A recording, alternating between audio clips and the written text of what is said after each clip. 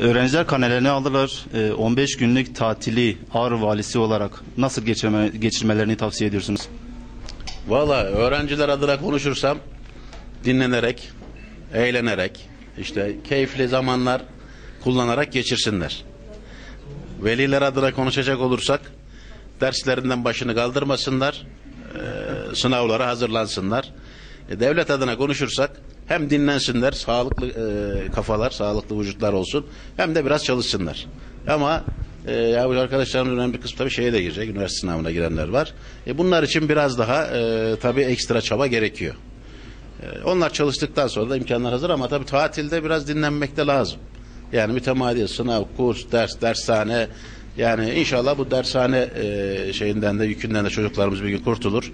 İnşallah bütün çocuklarımız alacak kadar okullarımız olur ve böyle bir ağır sınav psikolojisi, ağır bir sınav yükü bu çocuklarımızın üzerinde 5-6 yıldır var.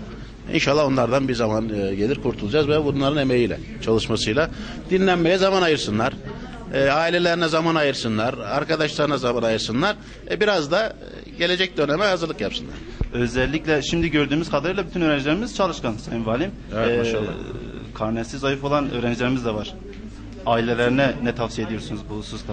Ne yapmalarını istiyorsunuz? Şöyle, yani işte arkadaşımız kaymakam olmuş. Karnesinde zayıf dersler var. Yani bazı derslerde, bazı derslerde kötü olmak hayat boyu hep kötü olunacak, kaybedecek anlamına gelmez. Herkesin yatkın olduğu, eğiliminin fazla olduğu veya dönemsel olarak kafasının çalışmaya daha, başarmaya daha yatkın olduğu dönemler olur. Dolayısıyla karnesi zayıf olanların zayıfıyla değil, neden zayıf olduğuyla ailelerin ilgilenmesi lazım. Okula mı gidemedi, bir problem mi oldu, okulda bir uyum sorunu mu oldu, o dersin öğretmeniyle mi uyum sorunu oldu? Bence aileler biraz bunun üzerinde durmamız lazım. Yoksa işte bu ders niye zayıf diye hesap sormak sonucu değiştirmeyebilir, kötü de yapabilir. Bu çocuklarımızın hepsi aslında lise yaşlarında özellikle olanlar, şuurlu çocuklar. Kendileri eksikleri varsa başta öğretmenlerine veya arkadaşlarına mahcubiyeti zaten yaşayabilecek onurda insanlar. Dolayısıyla ailelerin de bu konularda destek olması gerekir düşüncesindeyim. Yoksa bunu niye zayıf aldı, niye yapmadı falan, bunlar sonuç vermez.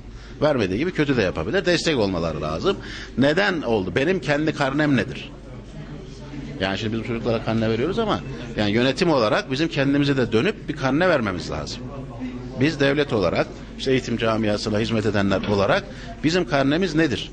Neleri iyi yaptık, neleri eksik yaptık? Çocuk diyor ki 3 gün ben okula gelemedim. Neden? İşte yol kapandı. O benim karnemde bir kırık demektir. Dolayısıyla aileler de çocukların karnesinde biraz daha zayıf olan notlarla ilgili kendilerine de sormalar lazım. Neden yapılıyor bu? Neden bu eksiklik var? Biraz daha okulla ve çocuklarla daha yakın iletişim halinde onlara lazım diye düşünüyorum. Ben bu parlak, bu geleceği aydınlık çocuklara da başarılar diliyorum.